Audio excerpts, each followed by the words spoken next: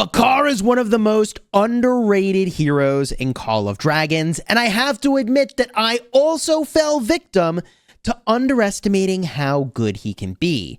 So stick around in this video for Bakhar's secret, the thing that he does that's actually really cracked, and how you can take advantage of this epic hero. It's better than I thought.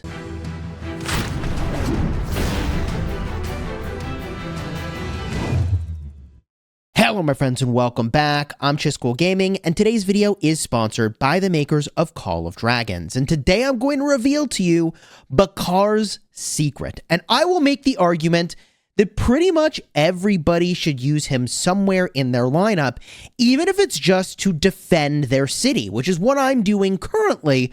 But I want to reveal his one secret. Now in this video, I'm going to review his skills, his talents, his best pairings and artifacts. So use the timestamps in the description to jump to any part of the video that you want. And if you aren't already subscribed to the channel, consider doing so now for regular Call of Dragons videos and guides designed to help you get value and smash your enemies. Let's start with the active skill.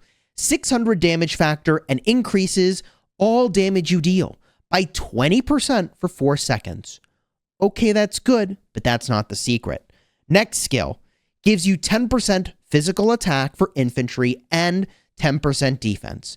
20% of stats is nice. That is obviously not his secret. The next skill, when Bakhar's Legion is hit with a normal attack, they have a 10% chance to inflict gloom on the target, reducing their attack by 25% for 4 seconds. But this can only happen once every 10 seconds. It's got an internal cooldown. This obviously is also not the secret. And the fourth skill, Bakhar's Garrison army takes 15% less hero skill damage while in a city or stronghold and takes 15% more healing. That's nice, but the secret is here, the Awakening skill.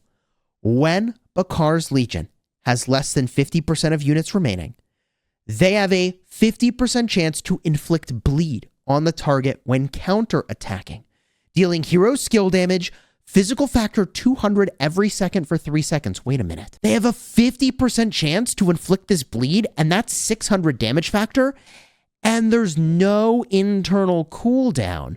Well, if you actually start to use infantry in this game, you'll notice something funny, and that is related to the infantry unit itself. The infantry unit for every faction in the game gets increasing defense as you get lower in health. Each time your legion loses 3% of its units, your physical defense goes up by 1.5% up to 50%. Well, okay. So this is where things get really interesting. You see, once you get to that 50% mark, you get really tanky as an infantry unit, especially if you've been following my guidance to use more defensive artifacts on your infantry.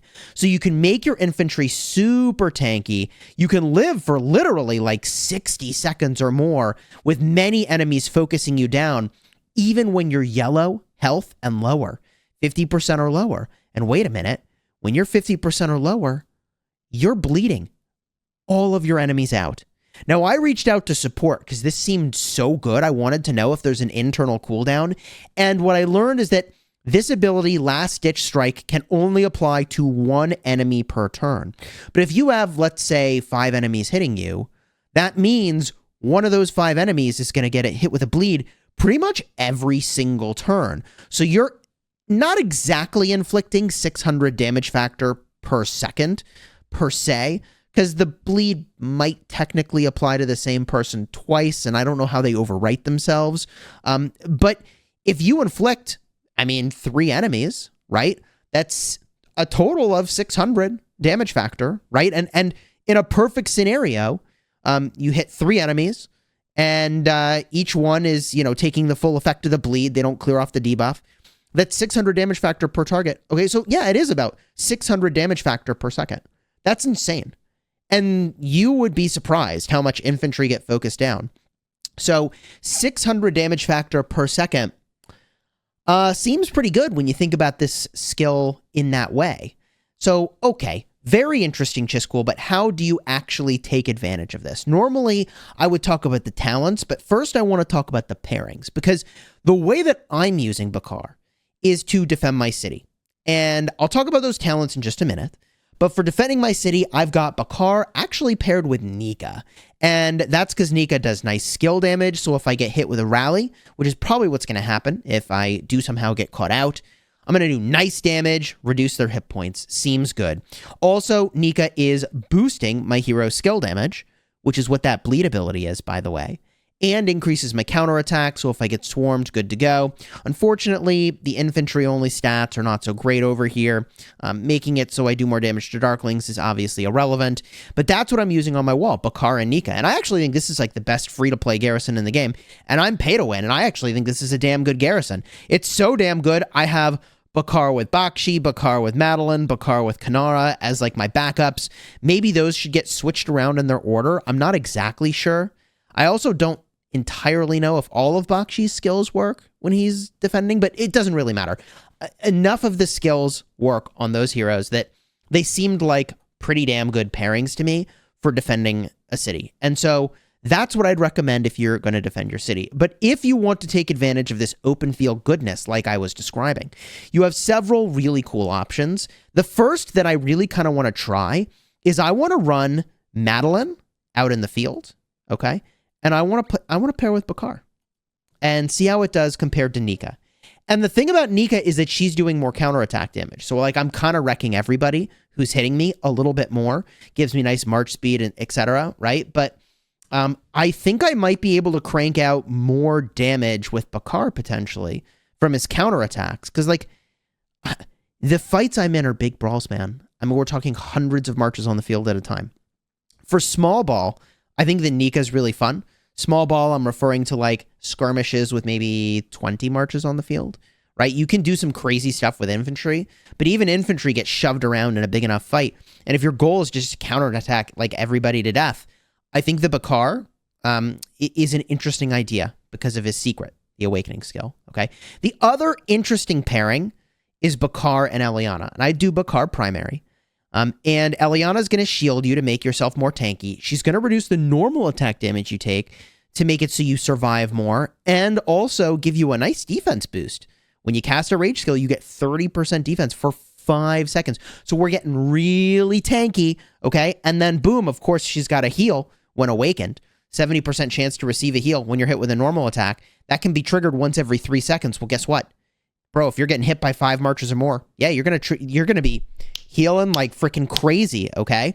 So it's kind of weird. You have this weird sustain with Bakhar and Eliana where your goal is to like get low, infantry get tanky because they got low, they get all that extra defense, and then kill them all with the bleed effects. You literally bleed them out, which is, it's just such an interesting idea. The final pairing that I think could work is Garwood. And of course this works because Garwood heals. So you get low and then Garwood keeps you alive once your defense shoots up because you're in that 50% range. And, you know, you get an extra healing boost. I mean, it's an interesting idea. Thistles and Thorns ability increases your physical damage when you get healed. It's an interesting idea. We need to confirm that this stacks with the Rampage ability on Bakhar, the active skill, but I think this pairing could be interesting. It would be certainly worth a shot, okay? In terms of other infantry, I mean, I already mentioned Nika. I think Bakhar and Nika is great. Pair those two together, that could be really awesome as well. Theoretically, you could use Hosk, but I don't really see why you'd want to. So Hosk is going to give you a damage dealt boost, hit point boost, attack boost. You can boost your normal attack damage. I just don't think the kit on Hosk is quite where you want to be. You could consider Thea. Although you obviously don't have a flying unit, the shielding does give you a chance to live. It does boost your hero skill damage until a rage skill is cast, which means all the bleed out effects, I think, are stronger.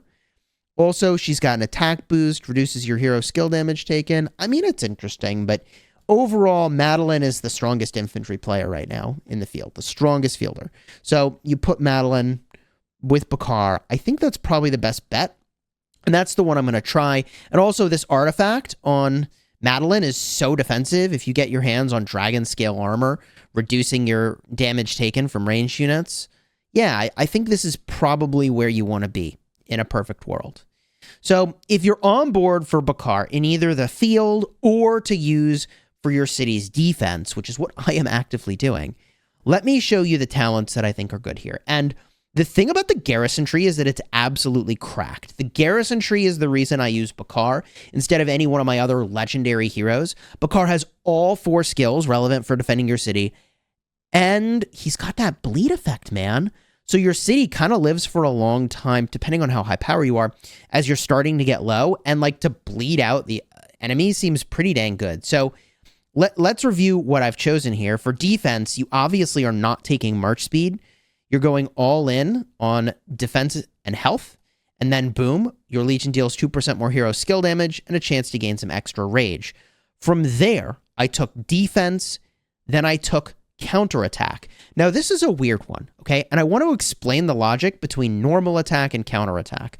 Normal attack and counterattack, to my understanding, in a world in which you were, I guess, hitting like a punching bag, right? Like a neutral enemy or just one enemy's hitting you. When you see that white number show up, I'm pretty sure about half of it is your normal attack damage. Half of it is your counterattack damage. The normal attack damage is what you deal directly to the thing you're targeting, and the counterattack damage is what you deal to everything that targets you. Now, the weirdness here is that typically a hero, absent of all the buffs to counterattack and normal attack damage, would just do, I think, half of that white number would be normal attack damage, half that number will be counterattack damage. Why am I telling you this?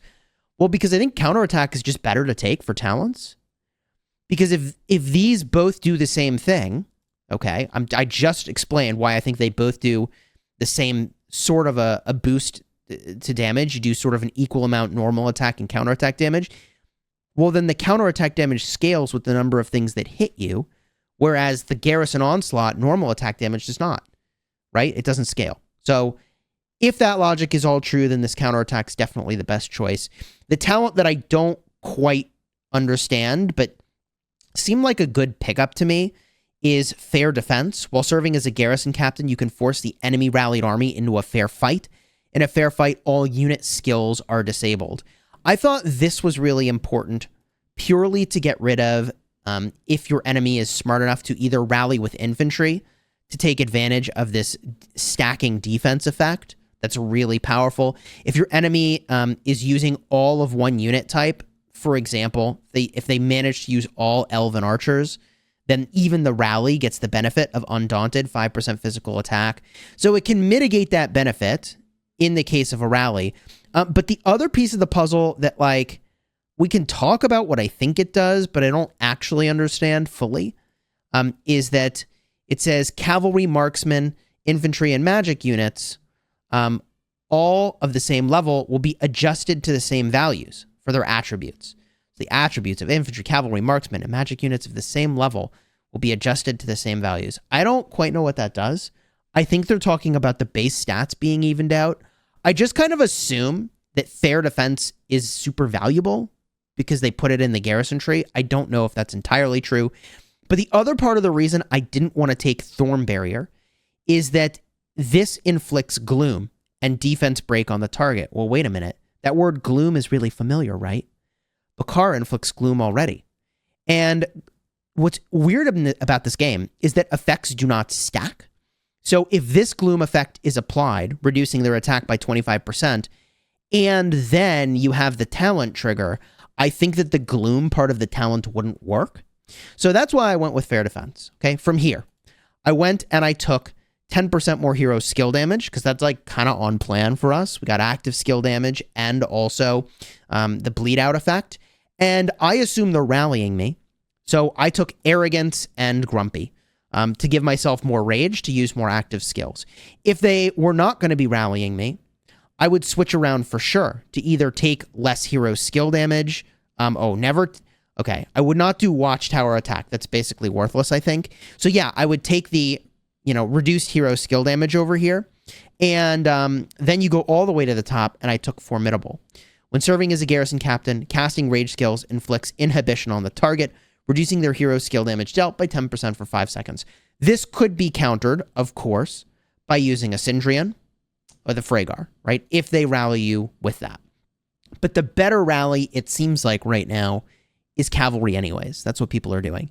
And from here, of course, I took Garrison resistance, 5% less damage taken, and also 5% more damage dealt. Seems really, really good. Because my goal with Bakhar is to, like, live forever and then bleed them out, I decided the take less damage aspect was maybe better. I'm not entirely sure, okay, in fairness. But if I were to fill out this tree as I level up Bakhar, because let's say I go and I use them for PvP, I would definitely max out Garrison Rampage. That seems really, really good. I would definitely max out Garrison Determination to take 10% less normal attack damage from enemies when they're all targeting you. And even Flank Protection, if you think you're going to be surrounded, that seems so, so good. You could even double back and take Garrison Onslaught, but the whole point is that the Garrison tree for defending your city is super crucial. Bakhar was not a priority to level up for me, but once I leveled up all my main heroes, then I went back and I took Bakhar to 50. He's almost 50 anyways. Now from here, there are two other options if you use him as the primary. One will be to go the infantry tree route for the open field. In that case, you take march speed down here. You're going to go and take march speed over here and march speed again. Then I liked taking cool-headed. Gives you a defense effect when you cast your rage skills. Then I wanted to take less normal attack damage. That's the white numbers when people directly target you. I took Generalist, and this was brought to my attention by the professor. And, dude, let me tell you, man, this triggers so often. I don't know if this 10% is actually 10% or actually higher, but this thing triggers, like, every couple turns. Especially if a lot of people are hitting you. You have, I want to say, like 80% or higher uptime on this thing. It's crazy. The only thing that's a little bit disappointing is that the keen effect doesn't stack with other keen effects. The shelter effect doesn't stack with other shelter effects. So, for example, this is a shelter effect. Well, this defense won't stack with that defense. But at least you get, you know, a lot of health all the time. And sometimes you get these other benefits as well. From there, you definitely want to take less damage when you're surrounded. I feel like this is absolutely crucial. Flank protection's really good. Taking, or dealing rather, extra counterattacks seems really good when you're hit with normal attacks. From there, I doubled back and took less hero skill damage. And I would just take more points in this tree once I level up more. Things like doing more counterattack damage seem really, really, really good. Going and dealing more hero skill damage on Bakhar seems fine. Right? Depends on who you pair with. But I would probably just stick to the infantry tree if you go this route, which is what I did on my Madeline, by the way. If you're using Bakhar as the primary and you wanted to try the skill tree, this is kind of interesting, and here's what you would do, okay? You'd go in and you'd get Intimidation to deal more hero skill damage. Remember, we're trying to bleed out the enemy with hero skill damage. We're going to take less normal attack damage so we get more tanky, okay? Then I want to generate more rage so I can use more skills. From there, I went and I do less normal attack damage. Look, I don't care about the normal attack damage. That's not how infantry do damage, bro. They do damage from counterattack and also from skill damage, potentially. And so 8% more hero skill damage means that, like, that bleed effect's getting bigger and bigger, I think, right? From here, take less hero skill damage. From there, generate rage when you're hit. Super crucial to generate rage. Use those active skills. Okay. From there, I took Caged Animal. Every time you cast a rage skill, you gain 0.5% more hero skill damage. Here's the thing.